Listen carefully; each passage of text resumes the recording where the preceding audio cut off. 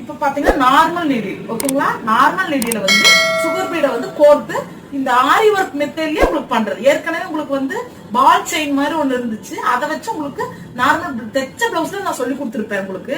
அது கொஞ்சம் ஈஸியா இருந்திருக்கும். இருந்தாலும் அது கருக்குமோங்கிற ஒரு டவுட். அது ஏன்னா நான் யூஸ் பண்ணது கிடையாது, திடீர்னு கருத்துருச்சுன்னா அது கஷ்டமா இருக்கும்ல. ஆனா இந்த சுகர் பீடு கருக்கவே கருக்காது. ஏன்னா இது வந்து ஒரு பீங்கான் மெட்டல் மாதிரி செஞ்சிருக்காங்க. இது வந்து கருக்காது. நம்ம பிராண்டட் வாங்கிட்டோம்னா கருக்கவே கருக்காது. ஸ்டோன் செயினும் இதே மெத்தட்ல கோர்க்கலாம். நீங்க ஒட்டவெல்லாம் வைக்க வேண்டாம், அப்படியே கோர்த்து எடுக்கலாம். இப்ப நீங்க போடுற இடத்த மட்டும் மார்க் பண்ணிட்டா போது.